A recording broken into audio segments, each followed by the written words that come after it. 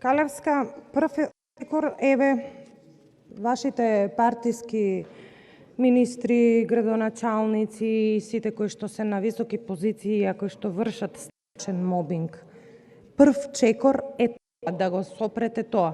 Убав пример кажавте, не знаев за ова, дека Министерството за одбрана донело води.